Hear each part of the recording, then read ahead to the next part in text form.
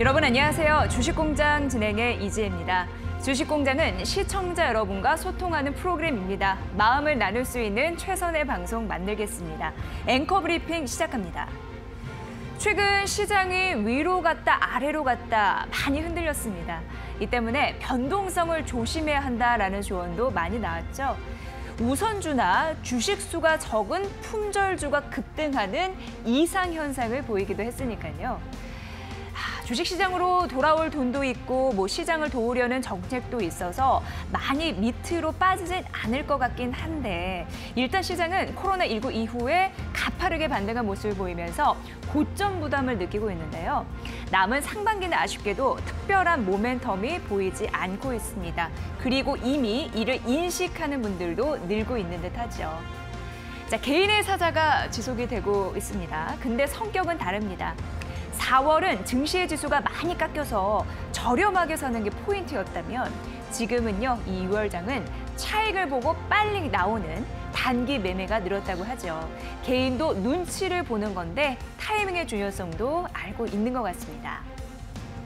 신한금융투자 리포트를 봤는데 만약 대박 정책에 대한 모멘텀이 나와준다면 모르겠지만 그 전까지는 순환매 국면이 이어질 거다라고 봤습니다. 자꾸자꾸 겹쳐지는 악재는 시장의 힘을 쭉 뺄 수 있는 요소가 될 수 있습니다. 그럼에도 이런 얘기가 있죠. 알려진 악재는 더 이상의 악재가 아니다. 이 얘기가 통하는 6월 말이 됐으면 좋겠습니다. 자, 그리고 이 변동성 파고를 넘어야 하는 개인 투자자분들을 위해서 한 주 주식공장이 힘차게 나아가겠습니다. 앵커 브리핑 시간이었습니다.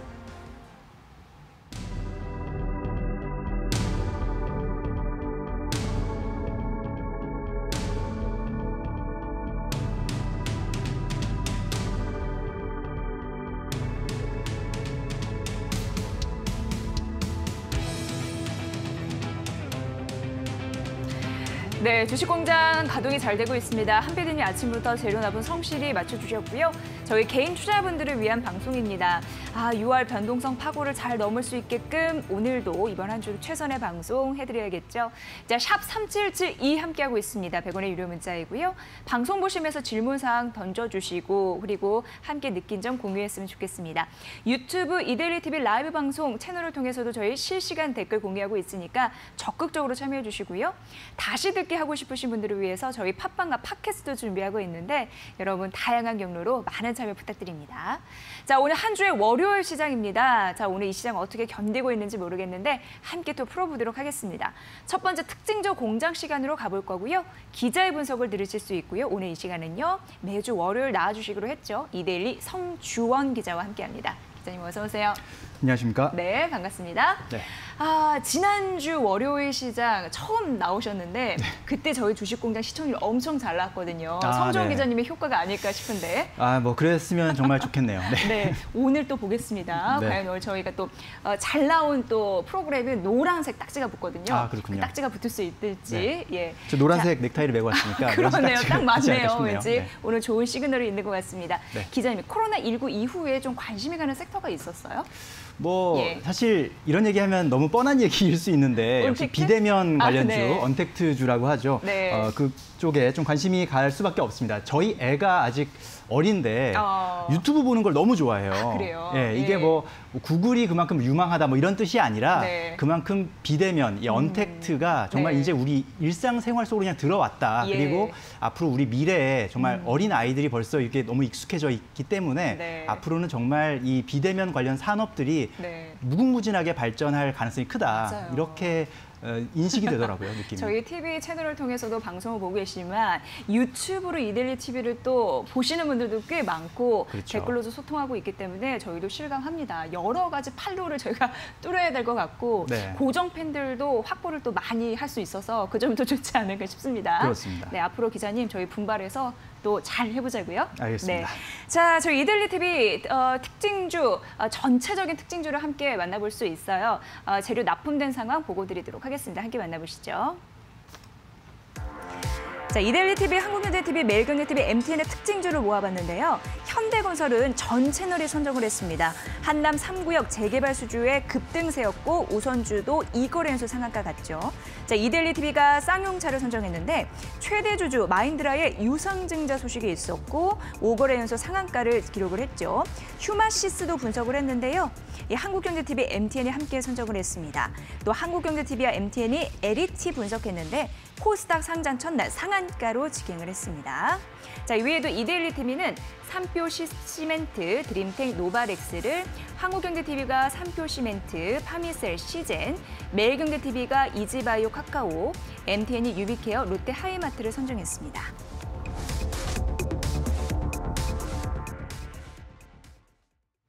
네, 성주환 기자와 함께하고 있습니다. 자, 기자님, 오늘의 특징주 저희가 각 경제 채널 거 모아봤거든요. 네. 네, 어떻게 분석을 하셨을까요? 네. 자, 일단은 오늘 특징주 현대건설이 가장 일단 눈에 네. 띄더라고요. 네, 아무래도 탑이었어요. 네. 지난 주말에 네. 아주 큰 호재가 있었기 맞아요. 때문에 네. 현대건설이 주가가 오늘 많이 뛰겠구나 예상은 했지만 역시 네. 이렇게 또 바로 반응이 올 줄은 몰랐고요. 예. 그리고 이지바이오, 쌍용차 이렇게 세 종목을 오늘 한번 골라봤습니다. 네, 자 그럼 현대건설부터 좀 들어볼게요. 어떤 기준으로 이 현대건설을 이렇게 선정을 하셨는지 궁금하네요. 네, 네. 일단 첫 번째 특징주는 다수결의 원칙에 다수결에. 따라서 선정해봤습니다. 가장 많이 모든 뽑은. 채널에서 네. 현대건설을 다뤘기 때문에 네. 저도 한번 다뤄보려고 들고 왔고요. 예.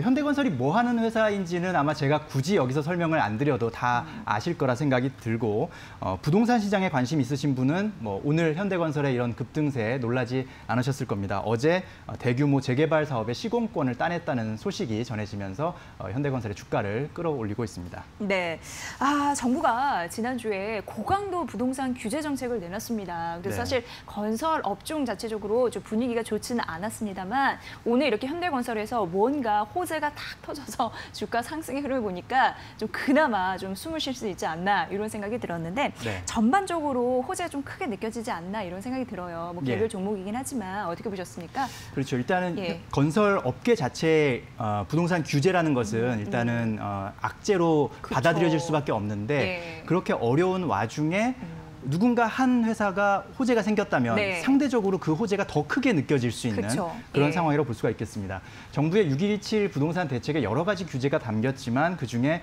정비 사업에 대한 규제가 꽤 센 내용들이 담겼거든요. 재건축 안전진단 절차를 더 깐깐하게 하겠다는 내용, 그리고 초과이익 환수제 본격 시행이 강조되면서 앞으로 정비 사업이 많이 규제가 되겠구나. 그렇다는 얘기는 정비 사업의 추진이 많이 좀 적어지겠구나 예. 이렇게 예상을 해볼 수가 있는 상황이거든요.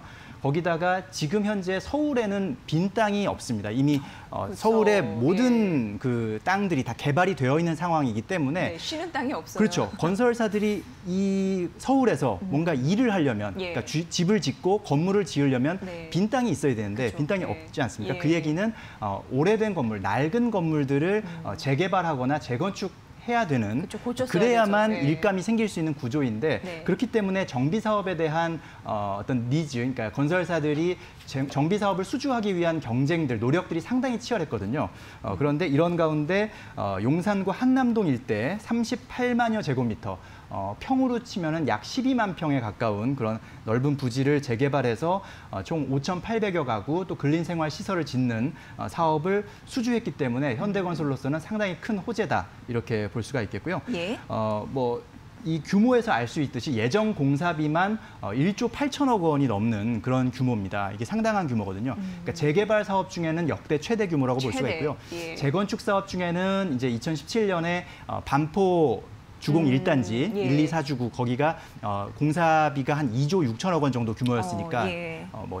재건축 규모로는 거기가 이제 역대 최대였고 네. 이번 재개발 사업으로는 이 한남 3구역이 이게 최대였다. 최대 사업장이었는데 현대건설이 수주한 부분 또 다른 경쟁사들이 일감 확보에 어려움을 겪고 있는 상황에서 현대건설이 이런 대규모 수주를 따냈다는 점 이런 것들이 상대적으로도 많이 좀 호재로 더 부각됐다는 그런 해석이 나올 수가 있습니다. 네. 그렇게 해서 현대건설은 이번 수주로 지금 현재 6월 현재까지 총 9개 현장에서 3조 원이 넘는 누적 수주 실적을 기록했는데요. 와, 그러면서 국내 도시정비 사업 수주 1위 자리로 올라서게 됐습니다. 네, 말씀해 주셨다시피 시기도 어려워요. 네. 그런데 이렇게 일감을 확 받아간 거잖아요. 그렇죠. 어떻게 보면 이 공시 딱 떴을 때 현대가의 경사가 냈나 이런 생각이 들었고 네. 종목 자체로 봤을 때는 이렇게 된다면 앞으로 실적 뭐 성적표도 잘 나오지 않겠느냐 이런 생각이 드는데 그렇죠. 어떻게 보세요? 네, 예. 일감을 확보했다는 것은 앞으로 예. 이제 일할 거리들이 많다는 것이고 그쵸. 그게 결국은 예. 매출과 또 이익으로 연결될 가능성이 크다 이렇게 볼 수가 있겠습니다. 네. 그래서 실적 전망이 더 기대되는 그런 상황인데 사실 현대건설은 이번 수주 전에도 실적 전망이 나쁘지 않았습니다. 증권업계 컨센서스를 보면 매출과 영업이익 모두 연간 기준으로 올해 작년보다 더 좋아질 것으로 예상이 되고 있었고 또 내년과 내후년도 점점 연간 기준으로 더 좋아질 것으로 예상이 되고 있었습니다. 물론 네. 그 좋아지는 폭 자체가 아주 막 뭐 놀랄 만한 그런 폭은 아니지만 어쨌든 개선될 것으로 예상이 되고 있던 그런 상황이었는데 이런 것들이 조금 더 힘을 받게 됐다는 점, 이런 점들이 눈에 띄고요. 건설업 같은 경우는 이제 확보한 일감을 내일부터 당장 공사에 들어가는 것은 아니고요. 예. 이제 공사를 시작하면 공사를 시작하기까지 시간도 걸릴 뿐더러 공사를 시작하면 그게 뭐 1년, 2년, 뭐 길게는 3년까지 계속 실적에 반영되기 때문에 그쵸. 장기적으로 계속해서 뭔가 기대감을 가질 수 있다, 가져갈 수 예. 있다라는 부분들이 좋게 볼 수 있는 부분입니다. 물론 최근 북한과의 갈등 국면이 이제 불거지면서 사실 건설업계가 그동안 기대했던 부분, 대북 모멘텀 측면에서는 사실 건설업계가 조금 주춤했던 것이 사실이거든요. 하지만 현대건설 같은 경우는 어제 이런 수주 소식이 뭐 대북 모멘텀의 아쉬움을 충분히 커버하고도 남을 정도의 그런 호재가 아닌가 싶습니다. 이번에 수주한 사업은 약간의 시차를 갖고 이제 실적에 반영되게 되는데요. 이제 조합과 현대건설이 앞으로 3개월 안에 계약서를 작성하고 1년여간 뭐 이주 또 철거 작업이 이제 진행되게 됩니다. 그리고 현대건설은 앞으로 3년 안에 준공을 약속했기 때문에 예. 그 얘기는 거꾸로 얘기하면 3년 동안은 실적에 네. 차곡차곡 반영이 될 그렇죠. 것이다. 이렇게 예. 예상해 볼 수가 있습니다. 물론 재정비 사업은 진행 과정에서 조금 지연될 수도 있지만 그렇죠. 예. 뭐 어쨌든 큰 틀에서 이게 현대건설이 일단 일을 할 것임은 정해졌으니까 그렇죠. 그런 것들이 예. 어떻게든 반영은 될 것이다라고 볼 수가 있겠습니다. 네, 업황을 옥죄는 여러 가지 규제 때문에 약간 떨었다면 그래도 아무래도 미래 불안감을 덜어줄 수 있는 일감이 생겼기 때문에 긍정적이라고 할 수 있겠고 현대가의 그 경사, 현대건설에서 오늘 주가 상승 이런 부분에서도 표현이 되고 있습니다. 장중에는 25% 넘는 급등세가 있었습니다만 현재 10% 좀 상승폭을 약간 줄여가네요. 네. 36,650원 선 보이고 있고 수급은 외국인과 기관의 동반 팔자 흐름이 나타나는데 매도가 기관 쪽에서 11거래 연속 매도의 흐름이 좀 나타나고 있어서 향후 주가 전망에 있어서는 이 부분도 함께 참고해 보시면 좋을 것 같습니다. 저희 이슈 특징주 첫 번째 현대건설 만나봤습니다. 자, 기자님 두 번째 종목 가볼게요. 네, 두 번째 종목 앞서 말씀드린 것처럼 이지바이오를 한번 선택을 해봤는데요. 네. 오늘 뭐 상한가를 쳤고요. 네. 이지바이오는 이지홀딩스에서 인적 분할된 신설 법인입니다. 예. 그래서 이지홀딩스에서 이제 지주회사 부문은 기존의 이지홀딩스로 기존에. 남게 되고요. 예. 또 사업 부문은 이지바이오로 이제 분할이 됐는데요.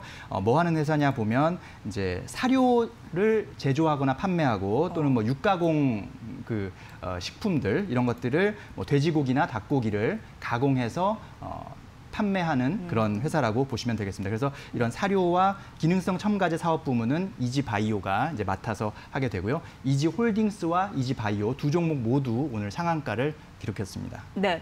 자, 근데 이제 특별한 이유가 있을까 이게 좀 궁금해져요. 어떻게 네. 좀 분석을 하셨어요?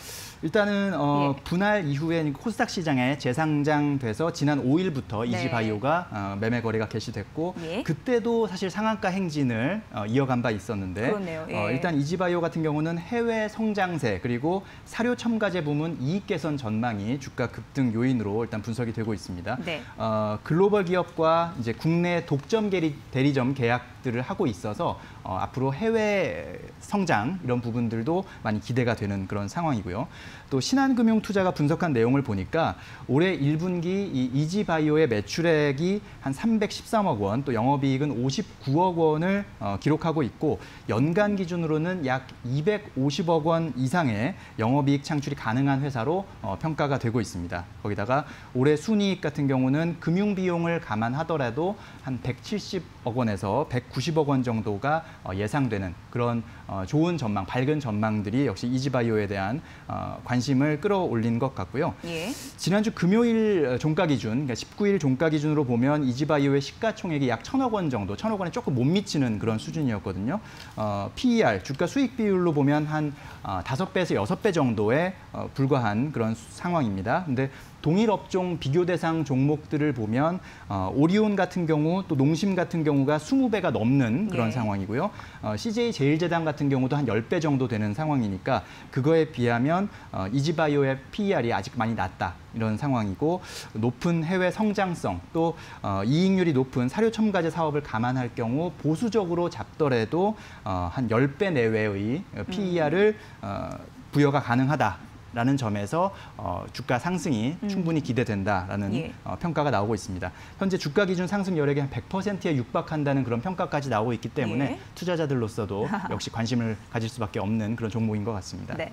6월 5일 이후에 5거래 연속 상한가 행진이 있었고 그런 이후에 조정을 받다가 오늘 다시 상한가. 그래서 경고 종목으로 등록이 되기는 했습니다. 네. 이지바이오 앞으로도 긍정적인 그런 리포트들은 나오는 상황인 것 같은데 최근에 축산 가격이 많이 올랐는데 이런 부분도 아무래도 주가에 조금 늦게 반영이 되지 않았나라는 생각도 해보게 되는데 어떻게 네, 생각하세요? 그렇습니다. 예. 이지홀딩스에서 분할되면서 예. 코스닥 시장에 재상장되는 과정에서 예. 그 과정에서 이미 축산 가격들이 많이 올랐거든요. 그게 뭐 동종 업체나 또 예. 종속 회사에는 그게 다 빠르게 주가에 반영이 됐는데 예. 이지바이오에는 그게 이제 뒤늦게 그쵸. 반영이 예, 되면서 예. 뒤늦게 아주 가파르게 올라가는 그런 모습들이 나타나고 있고요. 네. 그래서 밸류에이션을 감안했을 때 이지홀딩스보다 이지바이오를 사야 된다. 뭐 이런 전략들, 이지바이오를, 이런 조언들이 예. 지금 뭐 증권사 리포트에서도 나오고 있는 상황입니다. 네, 높은 해외 성장성도 있고 그리고 말씀해 주셨다시피 사료 첨가제 이런 사업은 또 이익 성장률이 높다고 하니까 네. 긍정적인 흐름들, 뭐 100% 주가가 상승할 것이다라고 보는 증권사의 분석도 있었다고 하니까 참고해 보시기 바랄게요. 오늘 상한가 기록을 해서 54,700원 현재 주가 기록을 하고 있습니다. 자, 마지막 이슈 메이커 세 번째 종목 가보도록 하겠습니다. 기자님. 네, 네. 마지막 종목은 쌍용차인데요. 이것도 역시 뭐 오늘 또 화제였죠. 네, 예. 그렇습니다. 완성차를 제조하는 업체 네. 잘 아실 겁니다. 뭐 평택 공장에서는 완성차를 만들고 있고 창원 공장에서는 엔진을 지금 만들고 있는데요. 5년 전에 뭐 선보였던 티볼리라는 모델은 꽤 눈길을 끌기도 했습니다. 쌍용차의 부활을 기대하게 만들었던 모델인데 하지만 역시 국내외 시장에서 치열한 경쟁을 쌍용차가 극복하지는 못했습니다. 또 최근에는 최대 주주인 인도 마힌드라가 쌍용차에게는 새로운 투자자가 필요하다면서 뭐 지배권을 포기할 수 있다는 그런 뭐 의사를 내비쳐서 좀 화제가 되기도 했었죠. 네, 자 쌍용차 그런데 위기감 속에서도 주가가 다시금 급등하는 뭐 상한가를 기록을 했고 지난 거래일 오늘도 네. 상한가 기록했다가 약간 또 상승폭 줄여서 그래도 25% 넘는 급등세는 이어가니까 네. 무슨 이유가 있었을 것 같은데요. 네, 예. 지난 주말에 이제 마힌드라가 이것저것 아마 고민을 많이 했을 그렇죠. 겁니다. 이거 그러다가 어떻게 해야 되나. 일단은 지분 매각 대신에 유상증자를 추진하겠다 이런 그걸로 이야기를 가능한 하면서 거죠? 예, 예. 그런 이야기를 하면서 예. 역시 투자자들의 관심이 또 모아지고 있는 상황이고요. 뭐 절차에 따라서 최대 주주가 바뀔 수도 있고 안 바뀔 수도 있는 상황입니다. 다만 분명한 것은 유상증자 추진을 통해서 뭔가 새로운 자금을 쌍용차로 끌어들이겠다, 투자를 유치하겠다라는 계획이 일단은 조금 명확한 방향성인 것 같습니다. 그리고 만약에 새로운 투자자가 원한다면 최대 주주인 마힌드라는 자신의 지분도 넘길 수 있다라는 입장을 지금 밝힌 상황이고요. 하지만 뭐 최근에 자동차 시장의 상황, 업황이나 또는 쌍용차의 경영 상태 등을 감안하면 그렇게 새로운 투자자 그러니까 새로운 최대주주가 바뀌는 것들을 생각하기는 조금 쉽지는 않아 보입니다. 어쨌든 유상증자를 통해서 뭔가 마인드라와 함께 할 수 있는 새로운 투자자가 들어온다면 쌍용차한테는 뭔가 새로운 또 계기를 마련할 수 있는 상황이고요. 일단 급한 불 끄려면 연내에 한 4천억 정도, 4천억 이상의 자금이 필요하다고 해요. 네. 근데 이제 그 전에 최근 들어서 쌍용차가 뭐 국내 서비스 센터도 매각을 하고 예. 물류 센터도 매각을 하고 이러면서 한 2,500억 정도를 일단 확보를 했거든요. 네. 근데 추가로 한 2천억 원 정도는 더 필요하다라는 그렇죠. 이제 평가가 나오고 있는 상황에서 예. 최근에 정부의 기간산업안정기금에도 한 2천억 정도를 지원해달라 이렇게 요청을 했습니다만 그래요? 예. 정부에서는 이 기간산업안정자금이라는 것이 막 다 어렵다고 무조건 도와주는 것이 아니라 코로나19 예. 때문에 그러니까 원래는 괜찮았다가 코로나19 때문에 안 좋아진 회사를 도와주는 게 우선이다. 예. 근데 쌍용차는 원래 안 좋았던 회사다. 예. 그렇기 때문에 해당 안 쌍용차는 되면. 대상이 안 된다. 이제 이렇게 얘기하면서 네. 사실 더 위기감이 크게 느껴졌었는데 그쵸, 예. 그래서 그 해법을 결국 유상증자에서 찾은 것으로 보시면 되겠고요. 네. 뭐 쌍용차의 새로운 투자자 그 후보군에 대해서는 중국 지리자동차가 지금 현재 조금 거론이 되고 있는 상황입니다. 예. 지리자동차는 뭐 볼보, 다임러 뭐 이런 해외 유명 브랜드의 예. 지분도 갖고 있는 그런 회사이고요. 쌍용차가 아무래도 이 스포츠 유틸리티 차량, SUV 쪽에서 제조 기술력을 그래도 어느 정도 인정받고 있고 예. 하기 때문에 지리자동차가 투자를 함으로써 뭐 쌍용차에다가 반조립 제품 생산을 위탁할 수 있는 그런 네. 가능성도 또 거론되고 있는 그런 상황입니다. 그 밖에 뭐 중국 전기차 업체 BYD 또 베트남 업체 등도 뭐 쌍용차에 관심을 보인 적이 있다라는 이야기들이 나오고 있습니다. 네, 그러니까 최대 주주가 나 몰라라 하고 팔고 나가는 게 아니라 그래도 유상증자라도 해줘서 네. 자금 수요를 할 수 있으니까 여기에 또 반응한 게 아닌가 싶고요. 네. 그래서 주가는 급등세를 유지를 하고 있습니다.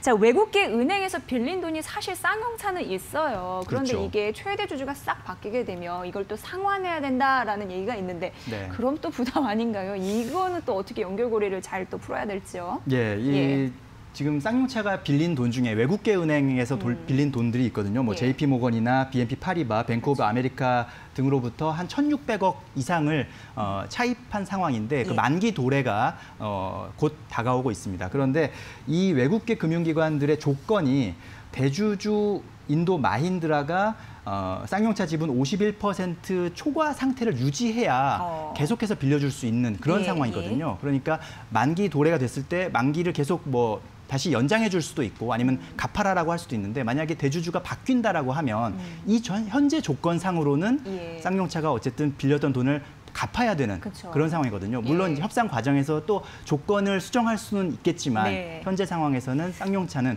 또 이런 숙제도 지금 갖고 있다라는 점도 알고 계셔야 되겠습니다. 네, 어쨌든 숙제는 많네요. 넘어야 될 산은 많습니다. 그렇습니다. 말씀하시는 와중에 쌍용차가 다시 상한가 갔습니다. 아, 그렇군요. 네, 네. 네. 이거래 연소 상한가 가면서 현재 3,860원 선을 기록했다라는 점 말씀드릴게요. 약간 상승폭 줄였다가 다시 상한가 친 흐름들이 현재 이 시각 나타나고 있습니다. 자, 쌍용차까지 함께했습니다. 잘 들으셨죠? 오늘 시장 전반적으로 있었던 이슈메이커 세 종목 이데일리 성주원 기자와 함께했습니다. 기자님 잘 들었습니다. 다음 주 월요일 뵐게요. 고맙습니다. 감사합니다. 네, 잠시 후 증권사 스타 PB 출신의 차영주 소장 연결해서 오후전장 이어서 오후장 전략까지 함께하겠습니다. 저희가 다채로운 전략 말씀드릴게요. 아울러 저희가 전해드린 투자 정보 여러분 잘 활용해 보시고요. 그 결과는 시청자 여러분의 몫이라는 거 다시 한번 알려드립니다.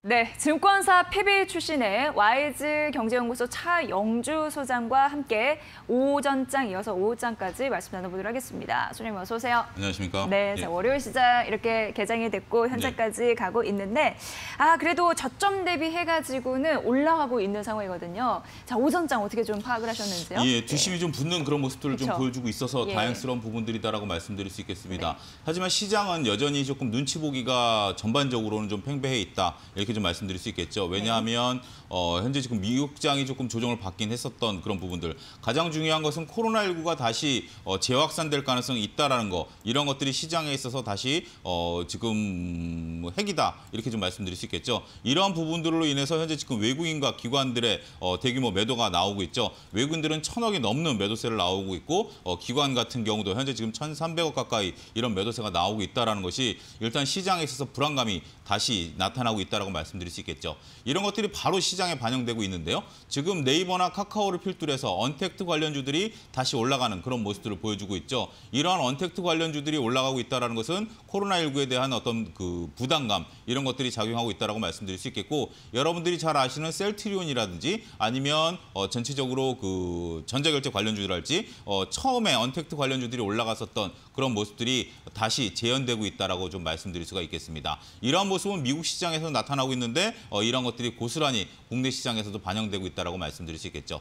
반면에 그동안의 시장을 이끌었었던 소위 여러분들의 배를 많이 아프게 했던 우선주들이 지금 현재 다시 꺾였습니다. 삼성중공업 우선주를 필두로 해서 이러한 우선주들이 여러분들이 뭐 매매할 수 있는 정도의 것들은 아니죠. 거래량이 워낙 작은 그런 주식들인데 어찌됐든 뭐 이유 불문하고 다들 좀 위험하다 해도 올라갈 때 그걸 보고 배가 안 아픈 사람은 투자자가 아니죠. 배가 아픈 건 인지상정인데 네. 이제는 꺾였다라는 모습들 좀 보여드릴 수가 있습니다. 특히 여러분들이 여기서 조심하셔야 될 게 어제 이제 지난 금요일 날 매수하신 분들이죠. 지난 금요일 날 매수하신 분들 같은 경우 자칫 잘못하면 고점에서 물린 그런 부분들이 된다. 따라서 다시 한번 반등 주지 않겠는가 이렇게 하면서 좀 기다리시는 분들도 일부 있을 수도 있습니다. 하지만 쉽지 않습니다. 따라서 거래가 될 때 일단 손절을 해야 된다라는 거 거듭 말씀드리도록 하겠습니다. 네. 그래요. 일단 뭐 변동성 파고 이런 부분을 넘어있기 때문에 네. 치고 빠지는 매수와 매도 타이밍이 굉장히 중요하고 네, 이번 주는 그렇습니다. 어쩔 수 없이 눈치 보기 장세는 이어져야 되지 않을까라는 생각하게 됩니다. 자, 그러면은 또 어떤 얘기를 좀 들어볼까요? 일단은 지금 전체적으로 봤을 때 시장에 있어서는 이렇게 그 삼성중공업 우선주를 예를 들어서 말씀드리겠습니다. 예. 일단 지금 극명하게 시장에 있어서 삼성중공업 우선주가 꺾인 모습들을 보여주고 있죠.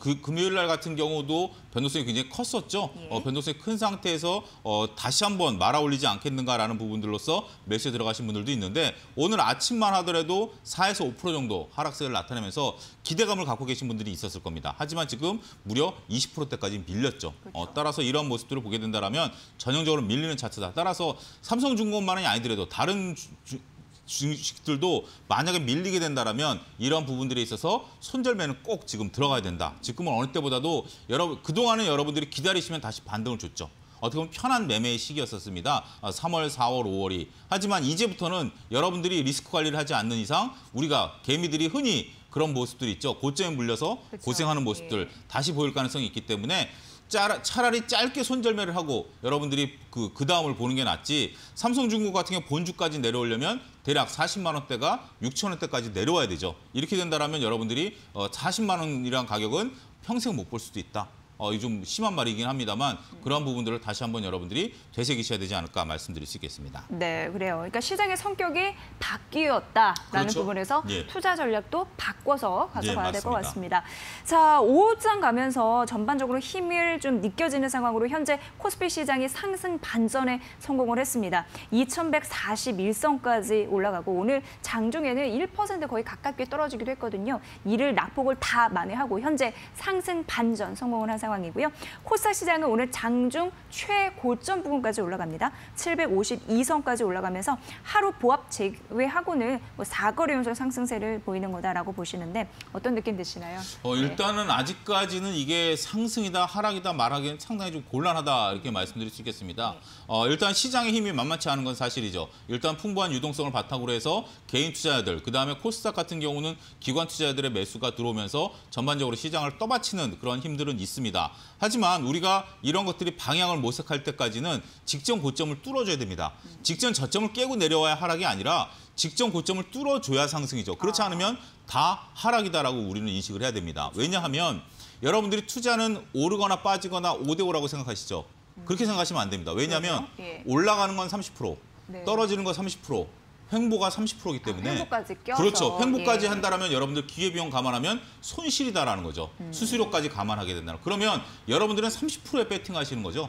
그거를 인식하셔야 됩니다. 5대5 게임이 절대 아니다. 홀짝이 아니다라는 것을 여러분들이 잘 아셔야 되고 예. 그렇다면 여기서 횡보세를 하다가 어느 쪽으로 튈지는 모릅니다. 튈지 모른다는 상황은 올라가주면 다행이죠. 떨어지면 불행입니다. 그렇죠. 다행은 넘어갈 수 있습니다만 불행은 여러분들이 리스크 관리를 하셔야 된다는 거 거듭 말씀드리도록 하겠고요. 네. 오후에 그래도 그나마 좀 볼 수 있는 추천 종목을 한 가지 좀 말씀드리면 지금 오늘 바이오 섹터들이 상당히 강하죠. 전체적으로 바이오 섹터들이 강한 모습들을 좀 보여주고 있는데 그중에 대표 주자인 셀트리온을 좀 말씀드리도록 셀트리온이요? 하겠습니다. 예. 셀트리온 3인방 같은 경우 오늘 전체적으로 다 같이 강한 흐름들 좀 보여주고 있죠. 이렇게 강한 흐름들이 보여주고 있다는 것은 나름대로 백신에 대한 기대감들이 현재 상존해 있다라고 좀 말씀드릴 수 있겠습니다. 따라서 단기적인 트레이딩 관점에서 접근하신다면 지금은 네이버나 카카오 좀 가격 부담은 좀 있는 상황이고요. 셀트리온 같은 경우는 기간 조정을 좀 겪었기 때문에 셀트리온 같은 경우 공략할 수 있는 그러한 모습들이 되지 않을까 말씀드릴 수 있겠습니다. 네, 직전 고점을 뚫어야 그게 상승의 진정한 의미다라고 말씀을 예. 해주셨고요. 리스크 관리해야 되는데 관심주로 셀트리온 말씀해 주셨습니다. 2.4% 상승하면서 외국인의 매수세가 3거래 연속 들어오고 있는데 매매 전략 어떻게 좀 가져가 봐야 될까요? 일단은 지금 현재 29만 9천 원 지금 계속해서 오늘 올라가면서 고점을 뚫어주려고 하는 모습들을 좀 보여주고 있죠. 네. 일단은 뭐 한 29만 원 부근에서는 충분히 진입이 가능하다라고 말씀드릴 수 있겠고 목표는 일단 한 10% 정도인 33만 원. 손절가는 27만 원 제시해드리면서 단기 트레이딩 관점, 중기적인 관점보다는 단기 트레이딩 관점에서의 추천을 좀 드리도록 하겠습니다. 네, 6월 12일이 52주 신고가였습니다. 이때 30만 원 선 위에 넘어섰잖아요. 그렇죠. 오늘도 거의 터치 직전이네요. 29만 8,500원 선을 갖고 가고 있으니까 차영주 소장님의 색다른 시선에서 본 관심주의 흐름들 매매 전략 잘 참고해보세요. 저희가 지속적으로 지금 말씀드렸습니다. 자, YG경제연구소 차영주 소장과는 또 다음에 뵐게요. 고맙습니다. 잘 들었습니다. 감사합니다. 네, 저희 이제 다음 마지막 코너입니다. 관심주 공장 시간 남겨두고 있습니다. 샵 3771로 소통하고 있습니다. 잠시만요.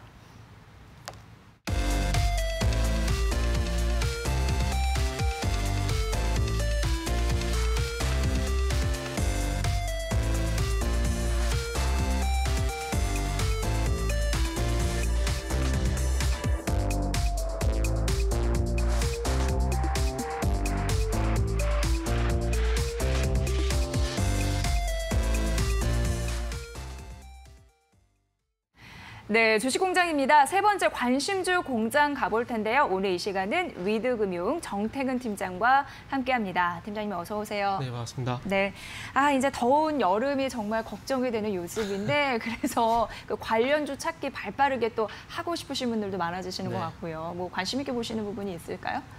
네, 저는 요새 종목을 좀 많이 압축을 좀 하고 있거든요. 왜냐하면은 리스크 대비인가요, 일종의? 네, 예. 그러니까 보통 시장이 상승할 때는 당연히 수익이 나고 네, 하락할 때도 좀 그 가는 종목이 상당히 명확한데 특히나 지금처럼 횡보할 때 있잖아요. 네, 이럴 때는 솔직히 두더지 잡기식으로 어느 게 갈지 모르거든요. 아, 그래서 그래요? 왔다 예. 갔다 따라가다가 손해가는 게 상당히 좀 많아요.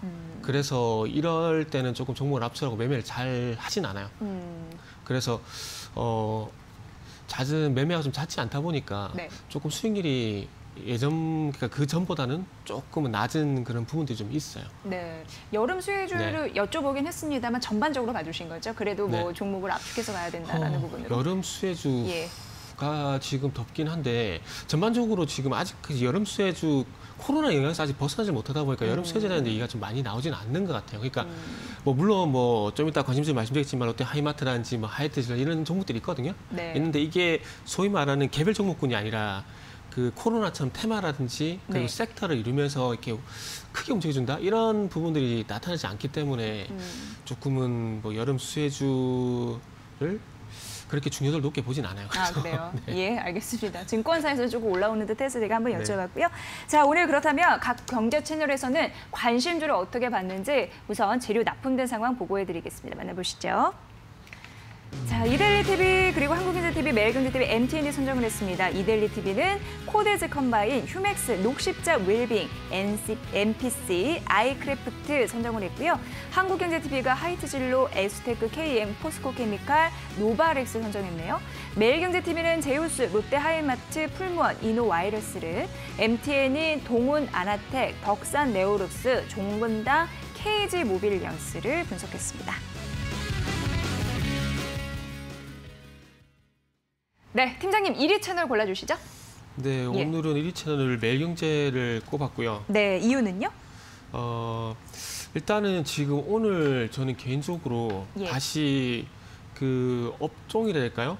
업종. 어떤 그 시장의 전반적인 그 업종의 흐름이 대면에서 다시 비대면으로 좀 넘어가는 것 같아요. 네. 그러니까 소위 말하는 언택트. 다시 비대면으로. 네네. 오늘 네이버도 강세고 카카오도 강세고 그리고 코스닥 쪽 보게 되면은 비대면이라든지 바이오 헬스케어가 또 강세거든요. 그래서 이런 그 공통분모에 좀 부합이 되는 종목들이 많은 곳이 일단은 매일경제라고 일단 좀 판단이 되고요. 롯데하이마트라든지 아톤이라든지 SGM 생명과학 뭐 이런 부분들 보게 되면 풀무원이라든지 이런 부분들 보면 좀 부합하거든요. 중요도 마찬가지 언택트 4월달 강했었잖아요. 그래서 이런 부분이 좀 많이 좀 부합을 하는 것 같고 어스트 같은 경우에는 일단 뭐 MTN을 좀 꼽았는데 네, 이유는요? 일단은 조금 그 지금 당장이 아니라 좀 후에 봐야 될 종목들이 많은 것 같아요. 무슨 얘기냐면은 KMW라든지 덕산 네오룩스, 동훈 아나텍 뭐 이런 종목군들 같은 경우에는 그러니까 KMW는 5G잖아요. 5G고 덕산 네오룩스 같은 게 OLED 이런 쪽인데 오늘 시장 제가 그 공통분모에 말씀드렸던 부분들을 봤을 때 조금은 거기서 벗어나고 있거든요. 그렇기 때문에 조금 후에 봐도 된다라는 그런 관점에서 일단 MTN이 머니터리가 워스트고 일단은 그런 부분이 부합하는 종목들이 많은 매일경제가 조금 베스트로 제 개인적으로 꼽았습니다. 네, 비대면과 바이오 헬스케어 이쪽으로 관심주를 좀 모아봤던 거를 긍정적으로 평가를 해주셨습니다. 1위 채널은 매일경제TV, 4위 채널이 MTN 선정해 주셨고요. 자, 그럼 저희가 모아본 관심주 가볼 텐데 첫 번째 어떤 종목을 선정을 하셨을까요? 첫 번째는 이데일리, 네. 이데일리 코데즈 컴바인. 네, 이유는요? 네. 일단은 지금 전반적으로 시장이 뭐 개별주 장세거든요. 그렇기 때문에 그런 개별주 측면에서 한번 보게 된다라면은 한번 관심을 가져봐도 괜찮지 않을까라는 생각이 들고요. 그리고 소위 말하는 테마주들 같은 경우는 많이 좀 급등을 하고 난 다음에 얘기를 좀 많이 하는 부분들이 좀 있는데, 그러니까 예를 들면 최근에 우선주라든지 그리고 오늘 같은 경우는 전방 같은 종목들이 그 저유동성 그리고 우선주 이 이유 때문에 좀 급등을 하고 있는데 그런 종목 솔직히 잡기 힘들어요. 그리고 매수를 하더라도 솔직히 잠이나 오겠어요. 그거 잡았는데 내일 또 급락하면 어떡하지 겁이 나서. 그런데 그런 관점에서 비춰볼 때 코데즈 컴바인 같은 경우는 일단 일본 아시겠지만 불매 수혜주거든요. 거기다가 유통주식수도 좀 작아요. 그러다 보니까 좀 그런 두 가지 연유 때문에 최근 변동성이 조금 발생이 되고 있는데 지금 지난주 금요일 날 일단은 상한가에서 만착이 되고 이 상한가에서 만착이 된 부분들에 대해서 날짜를 보게 되면 지난 5월 26일보다는 거래량이 큰 폭으로 좀 증가가 됐거든요. 지금요? 네. 그리고 그 거래량이 좀 폭발적으로 증가를 하게 되면서 지금 정고점 같은 게도 돌파를 해주게 되면서 일단 2차 상승이 한 번 정도 나올 것 같아요. 그리고 일단 상한가 갔기 때문에 그 지난주 금요일 상한가를 들어갔기 때문에 오늘 10% 정도 하락은 충분히 나올 수 있다는 생각이 들거든요. 그래서 내일 쪽까지 봐서 만약 2,650원 부분을 한번 지켜주게 된다라면은 제가 볼 땐 다시 한번 반등이 나올 가능성은 상당히 높다라고 좀 판단이 됩니다. 그래서 철저하게 어떤 코데즈 컴바인 같은 경우는 제가 저가주 말씀 잘 안 드리잖아요. 그런데 일단은 철저하게 어떤 개별주의 어떤 대응이 가능하다라는 그런 관점에서 그러니까 좀 전에 예를 들었던 우선주라든지 저유도성 종목들에 비해서 어쨌든 들어갈 수 있을 만한 어떤 뭐 자리라 될까요? 기회라 될까요? 이런 부분들을 좀 주고 있다라는 판단에 일단 코데즈 컴바인도 한번 관심을 가져보면 좋지 않을까라는 생각이 들고 만약에 제가 이 종목을 들어가게 된다라면은 저는 보통 그 대형주 같은 경우는 2천만 이상 들어가고 조금 이런 코데즈 컴바인 같은 경우 500만 이하 들어가거든요. 그래서 만약에 제가 들어가게 된다면 한 500만 원 이하에서 한번 들어가 볼 의향은 충분히 있다 이렇게 말씀드릴 수 있을 것 같네요. 네, 그 실탄이 한 500만 원일 때 그 정도 생각하고 있다라고 말씀을 해주셨어요. 유통 주식 수가 적다라고 말씀하셨는데 그거의 특징 조금 더 말씀해 주시면 좋을 것 같아요. 그러니까, 주식도 초보이신 분들도 계시니까. 그러니까 소위 우리가 유상증자 얘기할 때 오버인 이슈 얘기 많이 하잖아요. 그런데 유상증자가 왜 문제가 되냐면은 유상증자 같은 경우에 이 물량이 시장에 풀렸을 때 이게 누군가 매수를 해줘야 되잖아요. 그렇죠. 그렇죠. 그러니까 간단하게 공급과 수요 측면을 봤을 때 공급이 많게 되면 가격이 떨어지잖아요. 근데 반대로 수요가 많게 되면 또 가격이 올라가잖아요. 네. 근데 그 유통 주식수 같은 경우는 말 그대로 시중에 유통되는 주식수가 작기 때문에 네. 그러니까 살려고 한 사람은 100명인데 팔려고 한 사람은 뭐 시장에 유통 10종목밖에 안 된다. 그러면은 살려고 한 사람이 더 많잖아요. 그러니까 살려고 한 사람 많은데 유통 물량은 작기 때문에 수요가 충분히 많은 상황이잖아요. 네. 그러면서 가격이 올라갈 가능성이 상당히 크다라는 거죠. 그러다 보니까 최근 유통 주식수가 작은 종목들 같은 경우 조금만 매수가 붙어도 급등을 하다 보니까 여기 확 그냥 매기가 몰리는 거예요. 품절주라는 뭐 그런 네. 얘기도 붙던데. 예. 품절주 그쵸 참 아이디어가 참 그 창의력이 참 좋은 것 같아요. 그런 거 보면. 참 이렇게 이름 짓는 게요. 네. 예, 그러니까 예. 우리나라 사람들 보면 누가 이렇게 창의력이 떨어지는지 이해가 안 될 네, 정도로 네. 그런 거면 창의 참 좋은데 네. 어쨌든 유통 주식수가 작기 때문에 공급과 수요 측면을 봤을 때 수요가 우위를 보이기 때문에 이런 종목들 같은 경우는 조금 시세도 강하게 나오고 네. 그리고 급등도 많이 하는 현상이 좀 많습니다. 네. 자, 전거래가 금요일 시장이었어요. 상한가 기록한 이후에 오늘 한 10% 매물이 나오는 거죠. 네네. 10.5% 하락을 하면서 2,715원 선을 기록을 하고 있습니다. 코레즈 컴바인 전략 알아봤고요. 자, 이제 두 번째 종목 가볼게요. 관심주. 두 번째 종목 노바렉스인데요. 노바렉스. 네, 노바렉스. 한국경제TV에서 선정을 네네. 했습니다. 네. 코드즈 건기식이잖아요. 컴바인에서 건강기능식품. 이쪽으로 바라봐도 되죠. 건강기능식품이요. 코드즈 컴바인에서 한마디만 좀 덜 드리면은 간단하게 한마디만 좀 드리면은 오늘 조금 급락을 하더라도 지난주 네. 금요일 날 상한가가 발생이 되기 위해서 발생했던 거래량, 매수 거래량 일단 그걸 좀 믿으라고 좀 말씀드리고 싶고요. 노바렉스 같은 경우에는 대표적으로 말씀하셨듯이 건강기능식품인데 지난 3월 달 이후에 콜마 B&H라든지 그리고 뉴트리라든지 노바렉스라든지 이 종목이 상당히 많이 상승을 했거든요. 근데 지금 오늘 시장을 보고 그리고 지난주 토요일 날 미국 증시 마감 시장을 보게 되면 다시 또 아시다시피 코로나 환자 수도 증가를 하고 있거든요. 네. 그러다 보니까 오늘 제가 봤을 때는 대면에서 비대면은 또 넘어가는 것 같아요. 그러니까 전반적으로 매기가 일단은 언택트 쪽으로 가고 있는데 그 속에서 노바렉스 같은 경우에도 수혜가 충분히 있는 종목이라고 좀 판단됩니다. 결국 바이러스라든지 어떤 세균이나 이런 부분들도 면역력과 상당히 좀 연관성이 높거든요. 네. 그리고 실적으로 지금 대장주는 콜마 BH라 봐야 되는데 그 콜마 BH가 지금 전체 매출 65%가 건강기능식품에서 발생이 됩니다. 그런데 그 다단계 모 회사에서 지금 어떤 제품이 나오고 있는데 그 제품이 상당히 많이 팔리다 보니까 그 콜마 BH에 대한 매출도 상당히 증가를 하고 있거든요. 근데 노바렉스 같은 경우도 루테인 지아잔틴이라든지 그리고 여타 다른 건강기능식품 어떤 그 수요 때문에 이 회사가 좀 주목을 받고 있습니다. 근데 실제로 이 회사가 코스맥스처럼 OEM 한국 콜마라든지 그리고 코스맥스처럼 OEM, ODM 이런 회사라 보시면 될 것 같아요. 거기는 화장품이고 여기는 건강기능식품 OEM, ODM 회사라 보시면 될 것 같은데. 만들어주는 거잖아요. 누가 그렇죠. 부탁하면. 거기다가 네. 이제 상품만 갖다 붙이면 되는 거예요. 네, 네. 그래서 제품을 만들어 그 위탁 생산을 하는 업체라 보시면 될 것 같은데. 그래서 어쨌든 1분기에서 2분기까지 그러니까 지금 3월 달부터 노바렉스의 어떤 그 기업 리포트를 보게 되면은 똑같은 얘기가 나와요. 1분기 실적 괜찮을 것이다. 그 1분기 실적 발표가 되면서 2분기 실적도 괜찮아질 것이다. 이런 실적 기대감들이 계속 지속이 되고 있거든요. 왜냐하면 그래서 2, 3분기가 건강기능식품의 성수기라면서요. 그렇죠. 2분기하고 3분기. 왜냐하면 예. 날씨가 덥잖아요. 일단 그런 것도 예, 있고. 예. 예. 그 날씨가 덥다 보니까 아무래도 보양식을 많이 찾게 네. 되잖아요. 좀 있으면 또 복날이 오긴 하는데. 네. 그리고 코로나19 때문에 네. 면역에 대한 그런 부분도 그렇죠. 증가했고. 예. 원래 2분기, 3분기 원래는 수요가 더위 때문에 네. 이런 부분들 때문에 조금 많은 상황에서 거기다가 코로나까지 겹치다 보니까 계속해서 수요는 증가할 수밖에 없을 것 같아요. 그런데 5월달, 6월달 좀 쉬었잖아요. 근데 여기다 플러스 알파 되는 게 말씀하신 코로나.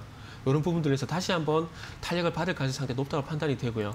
그리고 지금 차트적으로 보게 되면 지금 5월달 지금 34,000대에서 고점을 좀 잡고 난 이후에 옆으로 횡보를 하고 있는데 지금 오늘 그러니까 이거를 저는 제 개인적인 감이라고 좀 말씀드리고 싶은데 오늘 조금 갭 발생되면서 상승이 나오는 부분들 시장이 전반적으로 비대면으로 넘어가는 분위기를 봤을 때 네. 소위 말하는 좀 쌍바닥을 만드는 그런 흐름이 좀 나오는 것 같아요. 그래서 요 종목 같은 경우는 오늘 이후에 한번 관심을 가져보면 좋지 않을까라는 생각이 들고 그러면 내일? 네네. 네. 오늘 뭐 조금 급하신 분들은 오늘 들어가도 상관없을 것 같은데 그래요? 왜냐하면은 오늘 거래량이 지금 날짜를 보게 되면은 6월, 10월 거래량을 좀 뒤집어주게 된다라면은 네. 오늘의 상승이 내일까지 이어질 가능성이 상당히 높다고 판단이 되거든요. 그래서 종가 쪽에 오늘 40만 주 이상 거래량이 발생이 되게 되면서 뭐 6월, 10월 거래량을 뒤집어주게 된다라면은 저도 한번 관심을 좀 가져볼 만하다고 말씀드릴 수 있을 것 같아요. 그래도 한번 저도 관심 종목으로 편입을 좀 해볼 수 있을 것 같고요. 그래서 네. 일단은 쌍바닥을 만들게 되면서 좀 추세 전환의 어떤 시발점 이런 부분이 가능성이 높기 때문에 다음 주도 한번 어떻게 될지 저도 좀 궁금하네요. 네, 그래요. 네. 지금 오송의 신규 공장을 증설하고 있다라고 하고 내년 1분기에 완공할 거라고 하고 2분기에 또 본격 가동에 들어갈 거라고 하고 2천억 원 연간 생산 능력이라는 거 이 부분 참고해 보시고요. 윗단은 어느 정도 열려 있을까요? 근데 이건 의미 없나요? 이런 거 얘기하는 거? 도발의 그 예. 윗단 같은 경우에 그러니까 이거 목표가라는 게 참 설정을 하고 해야 되는데 이게 참 애매한 게 네. 이게 노바렉스가 지금 그럼 이렇게 말씀드릴게요. 제가 만약에 노바렉스 오늘 매수를 한다라면은 예. 저는 한 35,000원에서 36,000원 사이 35,000원에서 네네. 36,000원 사이. 사이에서 한번 1차적으로 매도 포인트 한번 잡아볼 것 같아요. 그래서 네. 목표가는 좀 그렇게 말씀을 드릴게요. 제가 만약에 가지고 있다라면은 35,000원에서 36,900원 사이 정도 보고 거기서 1차 매도가 한번 잡아볼 것 같습니다. 네, 현재는 32,000원 정도입니다. 자, 세 번째 종목 가볼게요. 세 번째는 롯데 하이마트. 이제 이건 뭐 거의 아실 거예요. 계절 즉수에. 네, 네. 매일경제 TV인데요. 네네. 예. 그래서 이것도 지금 매일경제 TV에서 하나 좀 꼽았는데 이른 어, 더위 막 이런 거. 예, 그렇죠. 네. 예. 그래서 이 종목은 최근에 이것도 그 노바렉스와 마찬가지 실적리가 계속 나오더라고요. 그래서 계속 얘기 나오게 되면서 지금 날씨가 많이 더워지게 되면서 실질적으로 지금 6월달 들어와가지고 에어컨 매출 상당히 많이 증가를 했다고 합니다. 그리고 하이트 진로도 좀 같이 봤으면 좋겠는데 아마 다음 주 같은 경우는 관심주로 하이트 진로가 올라오지 않을까? 라는 생각이 좀 하이트 들어요. 진로가요, 또? 예. 대표적으로 지금 그러니까 제가 서두에 그 여름 수혜주 말씀드릴 때 이게 어떤 섹터라든지 업종군으로 이렇게 크게 가는 게 아니라 개별 종목군으로 간다 말씀드렸잖아요. 그러다 보니까 뭐 롯데 하이마트라든지 하이트 진로 정도 최근에 리포트도 많이 나오더라고요. 예. 근데 이 정도 보이지 그 이상은 제가 봤을 때 어떤 뭐 주목받는 이렇게 업종군은 좀 없다라고 좀 판단이 되더라고요. 그래서 제가 볼 땐 차라리 여름 수혜주는 호캉스 나오면서 뭐 롯데호텔이라든지 뭐 신라호텔, 호텔 신라, 뭐 그리고 면세점, 뭐 이런 쪽이 제가 볼 땐 부각이 되지 않을까 하는 생각이 좀 들어요. 네, 오히려 이거보다는 그 호텔 관련주가 더 나을 수도 있다라는 부분. 아무래도 조금 사람들하고 좀 접촉을 피해야 되잖아요. 그래서 해수욕장 이런 쪽에 개방을 그 6월달 근데 사실 코로나19 터지고 나서 호텔도 굉장히 안 좋았었는데 그런 의미와 좀 다르게 봐야 되는 건가요? 국내에 있는 호텔이기 때문에 뭐 어떻게 봐야 돼요? 좀 역발상을 봐야 될 것 같아요. 예. 그러니까 사람이 그러니까 방금 말씀하셨듯이 그런 것 때문에 잘 그런 데 안 갈 것 같아요. 예. 그래서 사람이 더 없을 것 같아요. 그리고 사람이 없다 보면은 할인도 더 많이 받을 수 있잖아요. 그래서 역발상적으로 한번 생각해 보면 괜찮을 것 같아요. 솔직히 말해서 부산과 제주는 너무 꽉 차서 뭐 예약이 네. 어렵다고 하는데 그런 거랑은 또 다른가요? 아마 예. 그것도 제가 알기로는 펜션이란지 쪽인데 네. 실제 파레스 호텔인지 서울 신라호텔인지 쪽에 예약이 이렇게 많지가 그래요? 않아요. 네. 비어 있군요. 네. 예. 그러니까 비어 있다라기보다는 예전보다는 예약 건수가 작다라고 표현하는 게 맞을 것 같아요. 그래서 아무래도 어찌 타격이 보면은 있고. 저 이렇게 클로즈가 되지. 원래, 놀랐네요. 저렇게 들어갔는데. 예. 놀랬네요. 네. 어쨌든 그래서 사람이 있을 거라 생각이 들고 코로나라는 부분들 때문에 안 갈 거라는 생각으로 어떤 역발상적 관점을 보게 되면 사람이 오히려 더 없을 가능성이 높다라는 거죠. 그러면 조금 더 사람이 없기 때문에 편하게 갈 수가 있다라는 거죠. 네. 자, 그럼 마지막 관심주를 네네. 이제 말씀해 주셔야 되는데 시간이 얼마 안 남았는 관계로 그러게 항상 저는- 쭉 말씀드릴게요. 저는 항상 시간을 좀 매매 전략까지 쭉. 예. 네, 시간을 자꾸 부족하게 하는 것 같아요, 제가. 네, 관심주 오늘은 뭐를 갖고 유비케어라는 오셨어요? 종목을 준비를 했는데요. 유비케어요? 네네. 예. 솔직히 오늘 네이버나 카카오를 좀 할까 했는데 이번에 한번 그 중소형주 도전 한번 해보려고 했는데 유비케어 예상을 하실 겁니다. 예. 일단은 저도 아까 비대면을 말씀드렸듯이 일단은 코로나 관련 종목이라 보시면 될 것 같고 그리고 특히나 비대면 그 원격 진료 대장주거든요. 그래서 네. 그런 부분에서 준비를 했고요. 원격 의료 어떤 수요가 의사가 부족한 상황이 되고 무더위가 되다 보니까 원격 의료에 대한 수요가 증가할 수밖에 없을 것 같습니다. 그래서 그런 부분들 어떤 테마군 이런 부분들로 인해서 조금은 다시 한번 돌려줄 만한 자리 위치가 되지 않았을까 분위기가 되지 않았을까 그런 판단에 오늘은 좀 지난주에 H소프트 같이 큰 종목을 준비했었는데 오늘은 조금 작은 종목을 준비를 했습니다. 그래서 네. 매수가 같은 경우는 1,400원 이하 그리고 목표가는 12,000원 정도, 1차 목표가 12,000원 정도, 그 손절가는 10,000원 정도 일단은 설정을 했습니다. 네, 자 유비케어였고요. 오늘 기관이 6거래일 만에 매수로 전환됐다라는 수급적인 포인트 함께 언급해드리도록 하겠습니다. 자 위드금융 정채근 팀장과 함께했습니다. 잘 들었습니다, 팀장님 고맙습니다. 네. 네, 주식공장 항상 열려 있습니다. 샵 3772로 소통하시면 되고요. 저희는 내일 더 보다 밝은 모습으로 12시 50분에 뵙겠습니다. 함께해 주신 여러분 고맙습니다.